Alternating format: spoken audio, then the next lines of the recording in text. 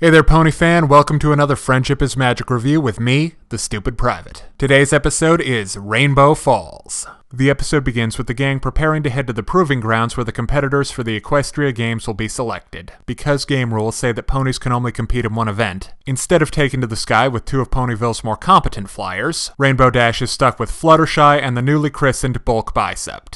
The rules don't disqualify professionals from competing though, so all Cloudsdale's candidates are reaped from the Wonderbolts. It appears that ponies have an unusual concept of fairness. But after pie connoisseur Soren hurts himself in a training accident, Spitfire's looking to ditch the lovable Galoot for Ponyville's best flyer. After training with both teams for a while, it's decision time. Dash can either get with the winning team or stay in loser country. Then, after some careful deliberation, Dash decides to fake an injury so she doesn't have to decide. Definitely not the element of tough decision-making, is she? While she's laid up in the hospital, the Ponyville team found a replacement for her. Derpy.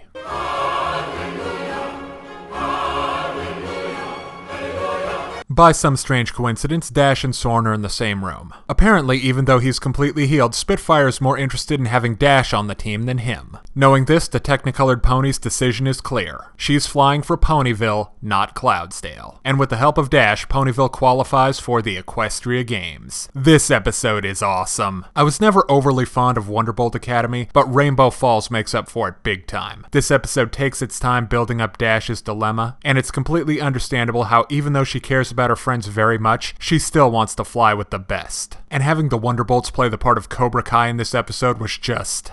brilliant! Brilliant! They're just so that jerky team with the custom-tailored uniforms. Although not an antagonist by any stretch of the imagination, it's pretty clear that Spitfire is the best partly because she's ruthless, and doesn't care who she has to step on in order to get to the top. But in the end, she learns a little something about loyalty. It'll probably take a while to sink in, though. Rainbow Falls really illustrates why RD is the element of loyalty. Next, this episode is really funny with a breakout performance from Bulk Bicep. The dude's a riot. He's so big and heavy he has to fly like a hummingbird. So Dinky Wings can lift that brick off the ground, but not Scootaloo? Seriously? He's also got a great personality. But there are a lot of other comic players vying for the spotlight. There's Pinky, obviously, who's trying her hand, hoof, at cheerleading. She brings the typical complete non-sequiturs, but her reaction to hearing about Dash's phony injury is priceless. Rarity's job of designing uniforms for the Ponyville team is hilarious, as her style doesn't really translate to athletic wear. Finally, Applejack's fun in the fact that she's always on hand with a fresh-baked batch of apple fritters.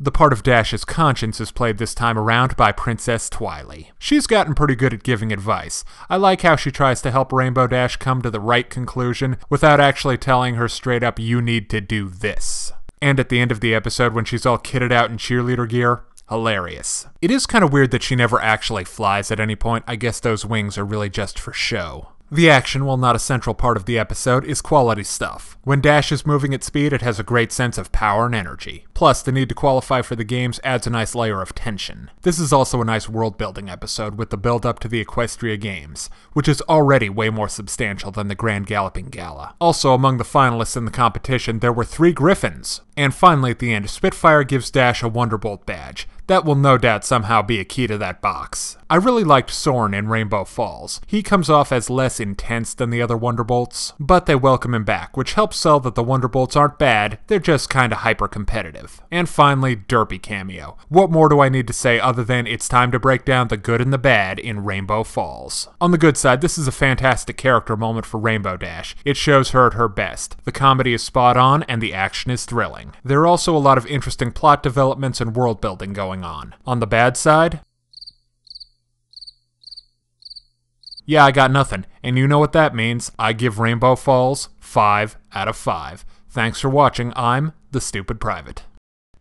Hey kids, today's show is brought to you by the letter 4 and the number potato!